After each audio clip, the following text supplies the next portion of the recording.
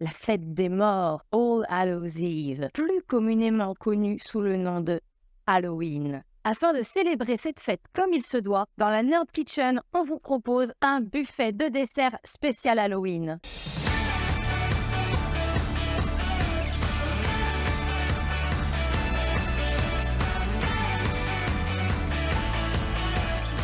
Halloween, cette fête très commerciale qu'on connaît tous aujourd'hui, qui pourtant ne l'a pas toujours été. À l'origine, c'était une fête païenne. Elle existe depuis 2500 ans et correspondait au Nouvel An des Celtes. L'Église catholique se l'est appropriée au 8e siècle en créant la Toussaint, fêtée le 1er novembre. C'est dans les années 1800, alors que les Écossais et les Irlandais émigrent en masse vers les États-Unis, que cette fête va se démocratiser. C'est à ce moment-là qu'elle va devenir la grande fête commerciale qu'on connaît.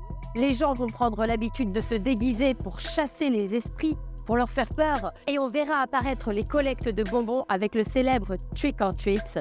Alors c'est parti.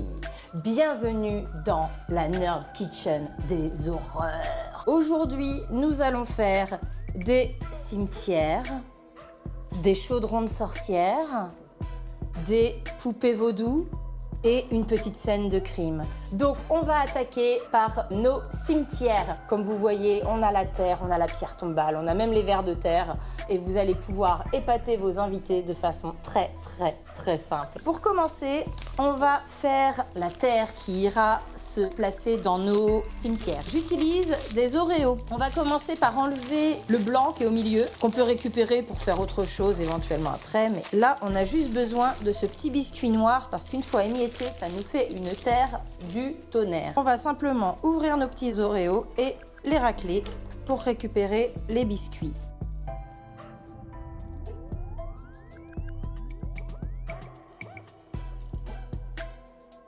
Alors, vous voyez, j'ai tout mis dans un petit sac congélation. Je vais, hop, sceller mon petit sac. Et maintenant, c'est la partie fun. On prend le rouleau à pâtisserie et on tape. Alors, vous pouvez imaginer la tête de quelqu'un que vous n'aimez pas, par exemple. C'est une bonne idée. C'est le moment de se venger des gens qui vous embêtent. Alors, il faut que ce soit assez grossier, hein, ça n'a pas besoin d'être... de la terre très fine, là on est pas mal. Ok, maintenant qu'on a fait ça, on va pouvoir décorer nos petites pierres tombales. Pour ça, on va sortir les langues de chat. J'ai prévu de faire 6 mousses, donc on va sortir 6 langues de chat. Ensuite, on va faire fondre un petit peu de chocolat noir. Alors, il n'en faudra pas beaucoup, hein. Vous mettez 2-3 carreaux, ça suffit largement. Allez, on va dire 3. Et on va le passer au micro-ondes. Pendant ce temps, je vais attraper une petite poche à douille. Tac. Et mes ciseaux. Là, j'ai tout ce qu'il faut pour mes petites pierres tombales. Mon chocolat est bien fondu. On va pouvoir le mettre dans la poche à douille. Tac.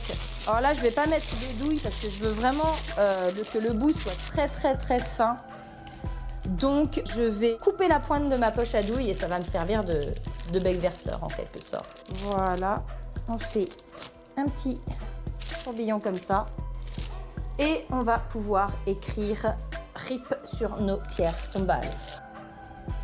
On l'écrit bien sur le haut des gâteaux. Parce que si vous l'écrivez trop bas, après, comme ça va être enfoncé dans la mousse au chocolat, on ne le verra plus.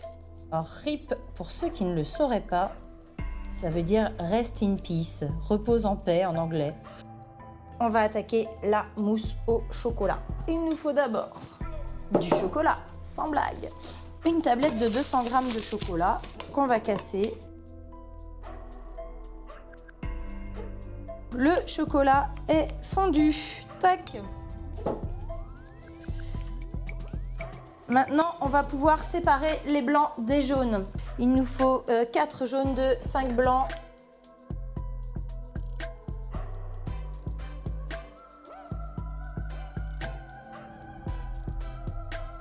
Donc on va mettre nos jaunes d'œufs dans le chocolat.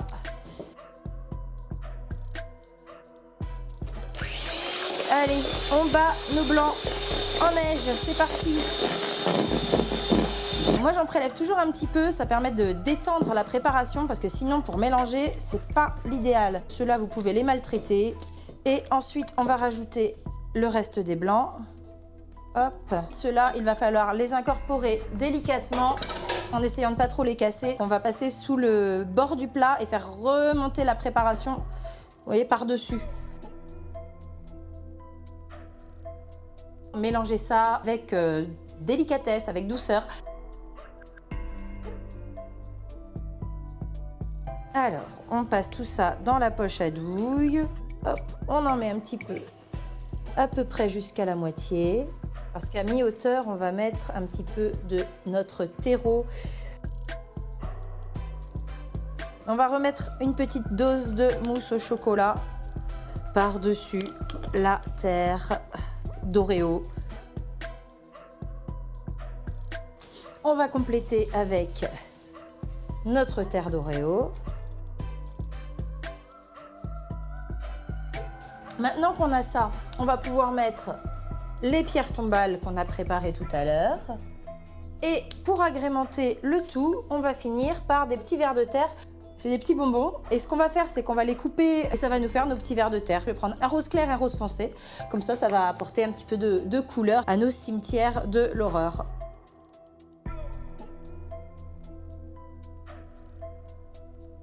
On va pouvoir les mettre au frigo parce qu'on ne peut pas les servir comme ça. Il faut vraiment un temps de réfrigération pour qu'elles se tiennent bien, sinon elles vont retomber directement. Maintenant, nous allons attaquer les petites poupées vaudou.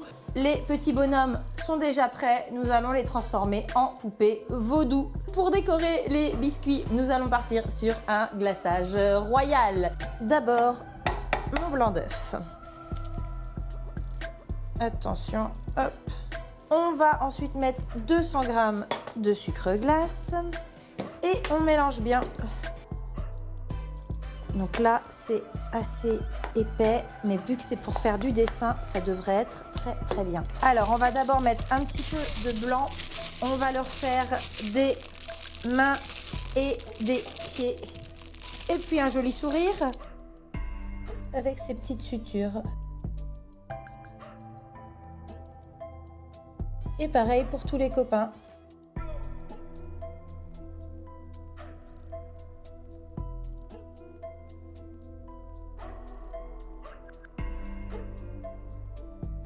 Et voilà! Alors, on va prélever un petit peu de glaçage et on va lui mettre du colorant noir pour faire les yeux. On va les faire assez gros volontairement parce qu'après, on va les décorer. Voilà, et maintenant on va faire pareil avec du rouge pour faire leur cœur. Hop. Leur cœur qu'on attachera à leur petit corps avec des points de suture une fois que ça aura reposé un petit peu.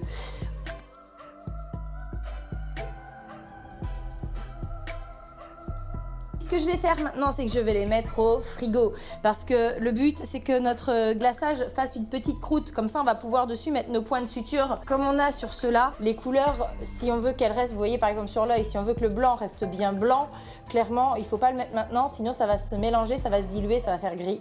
Donc là, on attend que le glaçage croûte légèrement et on rajoutera notre petit point blanc par-dessus après. Nous allons passer au chaudron de sorcière. On va utiliser le glaçage royal qu'on a fait tout à l'heure. J'en mets un petit peu de côté parce qu'on aura de nouveau besoin d'un petit peu de blanc pour finir nos poupées zombies. Et là, je vais faire une belle couleur verte parce que les sorcières, en général, on les associe au violet, au vert, bref. Aujourd'hui, moi, j'ai choisi le vert. On va la faire dégouliner justement sur les chaudrons. Alors, ce qu'on va faire, c'est qu'on va faire en sorte que ça déborde un petit peu sur un côté. Voilà, et ensuite étaler, pas tout à fait jusqu'au bord, notre préparation. Comme si c'était en train de cuire dans une marmite.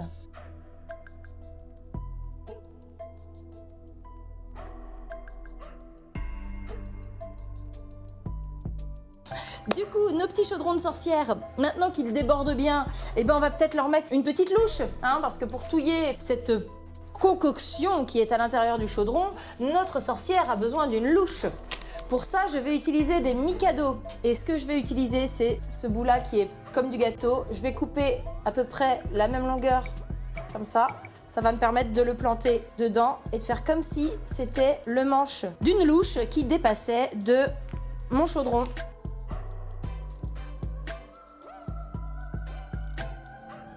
J'utilise des dragibus verts. J'en ai des gros, j'en ai des plus petits. On va mettre un petit peu des deux sur chaque gâteau. Ça va faire comme si ça bouillonnait dans le chaudron. Pour terminer, pour accentuer un petit peu cet effet de chaudron qui bouillonne et qui fait des bulles, j'ai des petites perles en sucre doré. En plus, ça va apporter un petit peu de couleur. Vous allez voir que tout de suite, ça va très bien finir l'ensemble.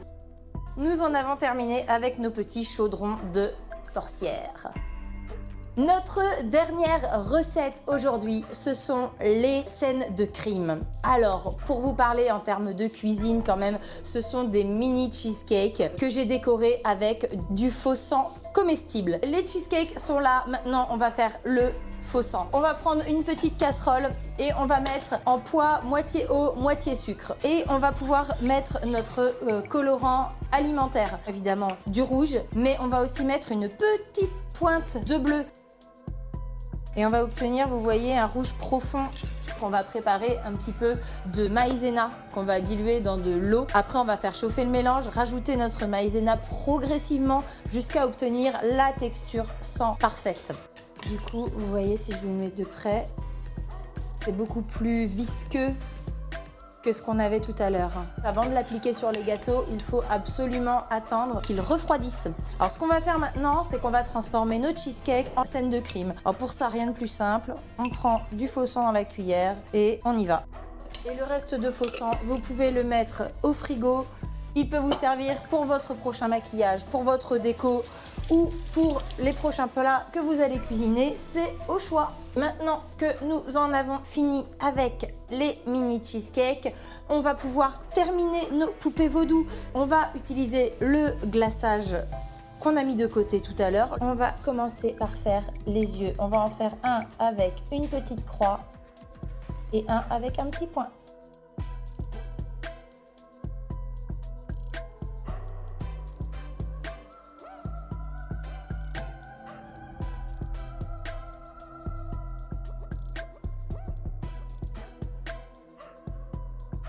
Donc voilà nos réalisations de la journée. Pour aller avec ça, moi je me suis préparé un petit cocktail à l'arsenic avec des yeux dedans. Donc si vous voulez réaliser des yeux comme ceux-là, vous pouvez prendre des litchis, mettre une petite myrtille au milieu, traverser d'un demi-cure-dent histoire que ça ne bouge pas. Si vous voulez reproduire ce cocktail, c'est tout simplement un gin tonic avec de la canneberge. Allez, à votre santé. Hop, vas-y, bon appétit. Si cette vidéo t'a plu, clique sur le petit pouce bleu et abonne-toi.